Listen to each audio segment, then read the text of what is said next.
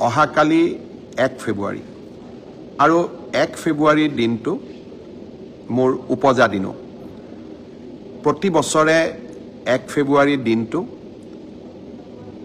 অতি সামান্যভাৱে উপজা দিন পালন কৰোঁ ৰাতিপুৱা মোৰ ঘৰতে থকা মন্দিৰত পৰম পিতাৰ ওচৰত সেৱা এভাগ আগবঢ়াই তাৰ লগতে অসমবাসী ৰাইজৰ আশীৰ্বাদ বিচাৰোঁ অহাকালি ৰাতিপুৱা ঘৰৰ মন্দিৰ ভাগতে চাকি এগছিৰে পৰম পিতা আৰু আপোনালোকৰ আশীৰ্বাদ বিচাৰিম অসমৰ ৰাইজৰ বাবে আৰু আমাৰ সমাজখনৰ বাবে মই যেন কাম কৰি যোৱাৰ বাবে আপোনালোকৰ আশীৰ্বাদ লাভ কৰোঁ আপোনালোকৰ পৰা অফুৰন্ত প্ৰেৰণা পাওঁ তাৰ বাবে আজিৰ দিনটোতে আকৌ এবাৰ আপোনালোকৰ আশীষ বিচাৰি মই এই ফেচবুক লাইভ আৰম্ভ কৰিছোঁ উপজা দিনটো বহুজনে মোক জনাই যে আপোনাৰ উপজা দিনটো আমিও পালন কৰিছোঁ মই এটাই অনুৰোধ কৰিম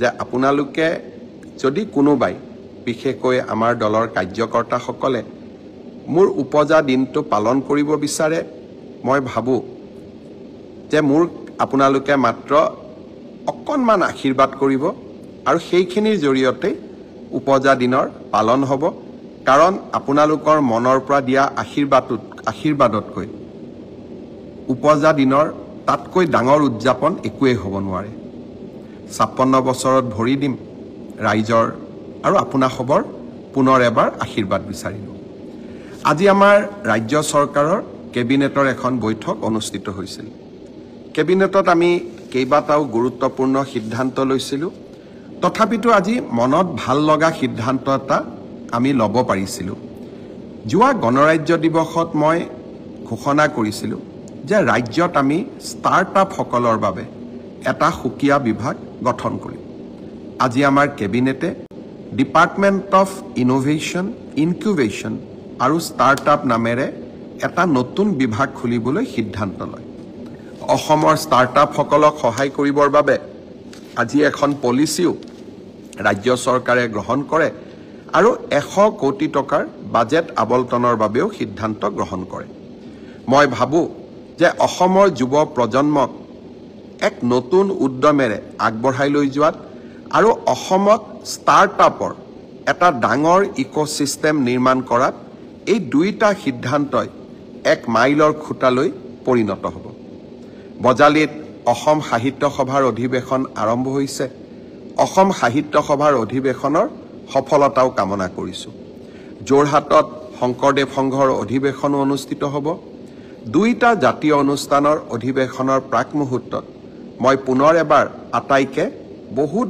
শুভকামনা জনাইছোঁ অসমীয়াই ধ্ৰুপদী ভাষাৰ মৰ্যাদা লাভ কৰাৰ পিছত এইবাৰ প্ৰথমবাৰৰ বাবে সাহিত্য সভাৰ অধিৱেশন আৰম্ভ হৈছে ৰাজ্য চৰকাৰে এই বছৰটো কিতাপৰ বৰ্ষ হিচাপেও পালন কৰাৰ সিদ্ধান্ত লৈছে মই ভাবোঁ যে এই দুইটা সিদ্ধান্তৰ পটভূমিত এইবাৰৰ সাহিত্য সভাৰ এক নতুন ভূমিকাৰ বাবে সাজু হ'ব লাগিব ধ্ৰুপদী ভাষা অসমীয়াক প্ৰতিনিধিত্ব কৰি চিৰ চেনেহী ভাষা জননীক বিশ্বৰ দৰবাৰলৈ লৈ যোৱাৰ বাবে অসম সাহিত্য সভাই সুন্দৰ আলোচনা কৰি এখন কৰ্মসূচী প্ৰস্তুত কৰক মই পুনৰ এবাৰ সাহিত্য সভাৰ অধিৱেশনলৈ অহা সকলো প্ৰতিনিধিকে অজস্ৰ শুভকামনা জনালোঁ মন্ত্ৰী ৰঞ্জিত দাস ডাঙৰীয়াৰ নেতৃত্বত সাহিত্য সভালৈ অহা আটাইবোৰ প্ৰতিনিধিকে যিমান পাৰি সুব্যৱস্থা কৰাৰ বাবে বজালিৰ ৰাইজে পাঠশালাৰ ৰাইজে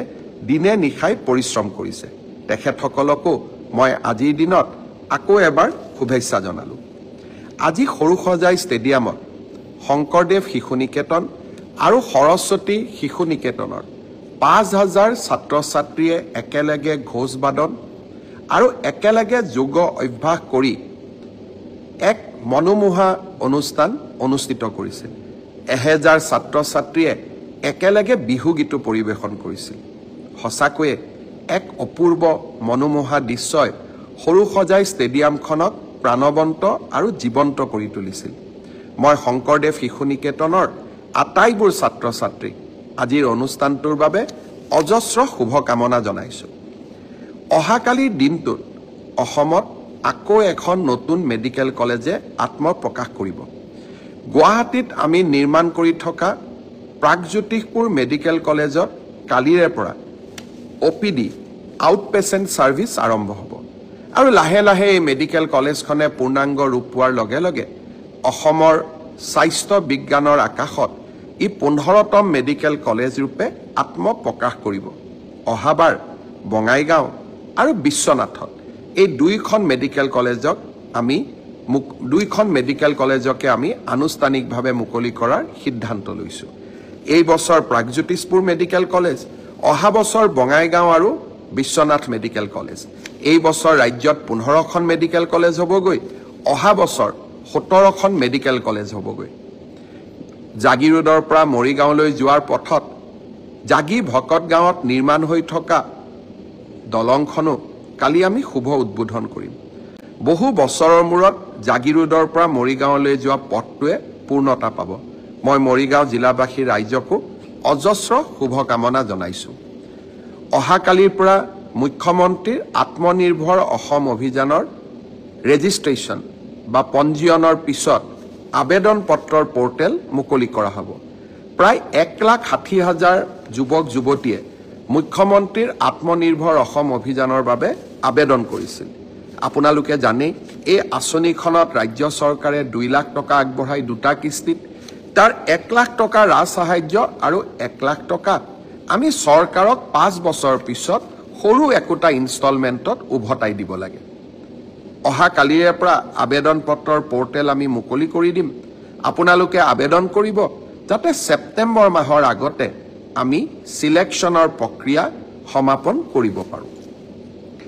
অহাকালি এবাৰ দিনটো মোৰ উপজা দিন।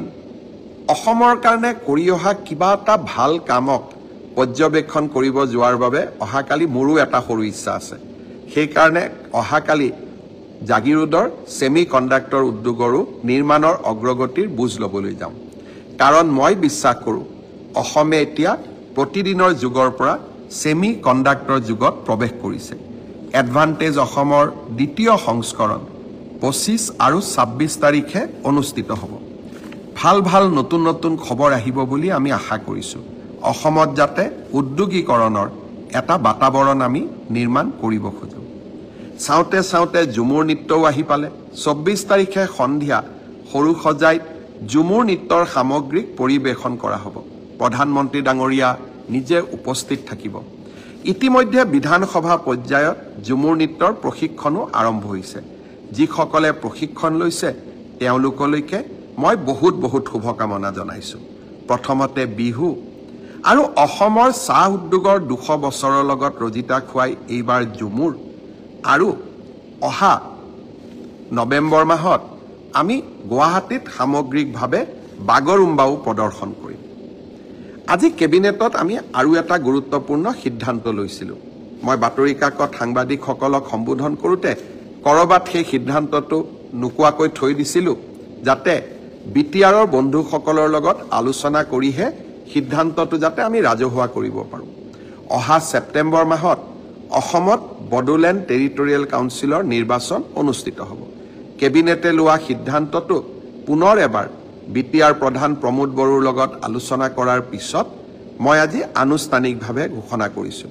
BTRৰ নিৰ্বাচন আমি ছেপ্টেম্বৰ মাহত অনুষ্ঠিত কৰিম আৰু ৰাভা হাছং কাউন্সিলৰ নিৰ্বাচন আমি মাৰ্চ মাহৰ ভিতৰতে অনুষ্ঠিত কৰিম। অৰ্থাৎ বহাগ বিহুৰ আগতেই ৰাভা হাছং কাউন্সিলৰ নিৰ্বাচন আৰু ছেপ্টেম্বৰ মাহত আমি BTR বা BTCৰ নিৰ্বাচন অনুষ্ঠিত কৰিম। স্বাভাৱিকভাৱে ইয়াৰ মাজতে পঞ্চায়তৰ নিৰ্বাচন অনুষ্ঠিত হ'ব।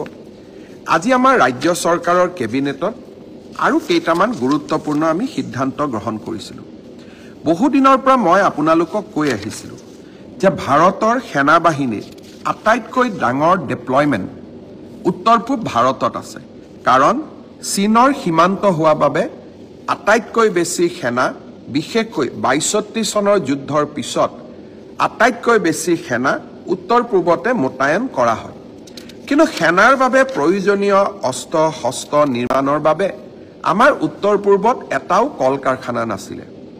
আজি আমি আসাম এৰোস্পেচ আৰু ডিফেন্স মেনুফেকচাৰিং পলিচি 2025 কেবিনেটে অনুমোদন কৰিছিলোঁ, যাতে আমি অসমলৈ প্ৰতিৰক্ষাৰ সৈতে জড়িত উদ্যোগসমূহ আনিব পাৰোঁ। শ্ৰদ্ধাৰ ৰাইজ, ছেমি কণ্ডাক্টৰৰ পিছত এতিয়া আৰু এখন নতুন জগতত আমি প্ৰৱেশ কৰিব খুজিছোঁ, জৈৱিক সম্পদৰ জগতখন। পৃথিৱীত নতুনকৈ আলোচনা হৈছে বায়' মেনুফেকচাৰিং অফ কেমিকেলছ, এনজাইম, বায়' পলিমাৰ্ছ, ফাংচনেল ফুড আৰু বিভিন্ন বায়' প্ৰডাক্টৰ। আমি প্ৰ'বায়'টিকৰ কথা শুনিছোঁ। এতিয়া বায়' ইঞ্জিনিয়াৰিঙৰ জৰিয়তে আমাৰ বাবে প্ৰয়োজনীয় খাদ্য নিৰ্মাণৰ প্ৰস্তুতি লেবৰেটৰীত আৰম্ভ হৈছে। অসমে যাতে এই নতুন জগতখনৰ পৰা দূৰত থাকিব নালাগে, সেইকাৰণে আজি আমাৰ কেবিনেটত আসাম একশ্যন প্লেন অন বায়' E3 পলিচিও আজি আমি নিৰ্মাণ কৰিছোঁ, যাতে ভাৰতৰ এই নতুন উদ্যমিতা আৰু নতুন উদ্যোগ ক্ষেত্ৰত আমাৰ ৰাজ্যখন যাতে পিছুৱাই থাকিব নালাগে। আজি আমাৰ কেবিনেটত আৰু এটা আমি ভাল সিদ্ধান্ত গ্ৰহণ কৰিছোঁ। আপোনালোকে জানে 39খন জিলাত আমি 39খন সম জিলা আৰম্ভ কৰিছিলোঁ। সম জিলাসমূহত এইবাৰ গণৰাজ্য দিৱসো উলহ মালহেৰে পালন কৰা হৈছে। সম জিলা আয়ুক্ত আমি নিয়োগ কৰিছিলোঁ। আজি আমি সম জিলা পুলিচ আয়ুক্ত নিয়োগৰো সিদ্ধান্ত লৈছোঁ।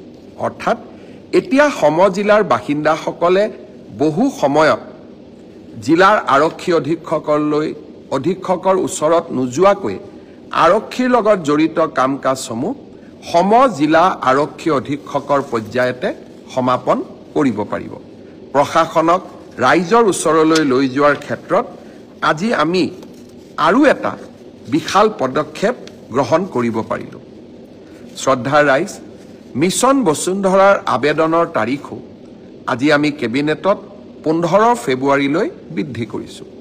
মিছন বসুন্ধৰাৰ বাবে প্ৰয়োজনীয় 3টা প্ৰজন্মৰ প্ৰমাণপত্ৰ প্ৰথমতে শিডিউল ট্ৰাইব আৰু শিডিউল কাষ্টসকলে দিব নালাগিছিল। পৰৱৰ্তী সময়ত চাহ বাগিচা, আদিবাসী আৰু গোৰ্খা লোকসকলৰ বাবেও 3টা প্ৰজন্মৰ প্ৰমাণপত্ৰৰ প্ৰয়োজনীয়তা নাথাকিব বুলি আমি এখন নটিফিকেশ্যন দিছিলোঁ। তাৰ পিছত মৰাণ সম্প্ৰদায়ৰ বহু লোকে মোক আবেদন কৰিছিল। কোচ ৰাজবংশীৰ ৰাইজেও চিৰাঙত মোক আবেদন কৰিছিল আৰু আহোম চুতীয়া জনগোষ্ঠীৰ লোকসকলেও মোক আবেদন কৰিছিল যে তেওঁলোককো 3টা প্ৰজন্মৰ প্ৰমাণপত্ৰৰ পৰা ৰেহাই দিব লাগে।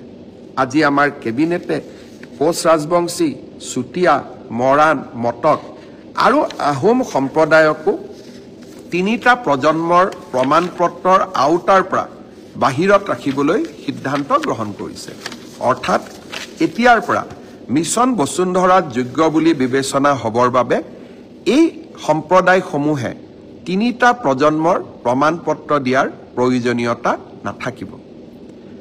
ডিব্ৰুগড়ত গণৰাজ্য দিৱসৰ পতাকা উত্তোলন কৰোঁতে মই আৰু এটা কথা ঘোষণা কৰিছিলোঁ যে অসমৰ 25,000 নামঘৰলৈ বা ধৰ্মীয় উপাসনাস্থলীলৈ আমি 3 লাখ টকাকৈ আগবঢ়াম। আজিৰ কেবিনেটে মোৰ এই প্ৰস্তাৱক অনুমোদন জনাই ৰাজ্যৰ 25,000 ধৰ্মীয় উপাসনাস্থলী আৰু নামঘৰসমূহৰ বাবে 600 কোটি টকা ৰাজ্যিক বাজেটৰ পৰিপূৰক দাবী মঞ্জুৰিৰ জৰিয়তে প্ৰদান কৰাৰ বাবে সিদ্ধান্ত গ্ৰহণ কৰে। অৰ্থাৎ অসমৰ 25,000 নামঘৰত আধ্যাত্মিকতাৰ যি পৰিৱেশ, সেই পৰিৱেশক আৰু এখোজ আগুৱাই লৈ যাবলৈ আমি আন এটা বলিষ্ঠ পদক্ষেপ গ্ৰহণ কৰিবলৈ আজি সক্ষম হ'লোঁ। জাতি মাটি ভেটি, এই আছিল ভাৰতীয় জনতা পাৰ্টীৰ চৰকাৰখনৰ মূল মন্ত্ৰ। বৰদোৱাত মহাপুৰুষ শ্ৰীমন্ত শংকৰদেৱৰ জন্মভূমিক সজাই পৰাই তোলা, বিহপুৰীয়াত মাধৱদেৱ কলাক্ষেত্ৰ নিৰ্মাণ কৰা, পাটবাউসী মধুপুৰৰ উন্নয়নৰ বাবে প্ৰচেষ্টা হাতত লোৱা, ৰংঘৰৰ সৌন্দৰ্য বৰ্ধন কৰা, হোলোঙাপাৰত লাচিতৰ বিশাল প্ৰতিমূৰ্তি, চৰাইদেউত বিশ্ব ঐতিহ্য, আমাৰ বাপতি সাহোন বিহুলৈ আন্তঃৰাষ্ট্ৰীয় স্বীকৃতি, অসমীয়াক ধ্ৰুপদী ভাষাৰ মৰ্যাদা, এই ৩.৫ বছৰত আমি অসমৰ সাংস্কৃতিক ঐতিহ্যক ৰক্ষা কৰিবৰ বাবে সমৰ্পণৰ মনোভাৱেৰে কাম কৰিলোঁ। মই অত্যন্ত বিনম্ৰতাৰে সৈতে কম, ইয়াৰ পূৰ্বে হয়তো অসমৰ কোনো চৰকাৰে আমাৰ এই বিশাল সম্ভাৱনাৰ কথাবোৰ নিজৰ মনলৈ অনা নাছিল। এতিয়া আমাৰ লক্ষ্য ইউনিকডত অসমীয়া, এতিয়া আমাৰ লক্ষ্য ঝুমুৰ বাগৰুম্বাক জগত সভালৈ লৈ যোৱা। অসমত আমি পৰ্যায়ক্ৰমে অসমৰ জাতীয় জীৱনৰ প্ৰতিটো অভাৱ দূৰ কৰা। আমি আমাৰ জাতিটোক লৈ, আমাৰ ৰাজ্যখনক লৈ এক অৰুণোদয় যাত্ৰা আৰম্ভ কৰিছোঁ।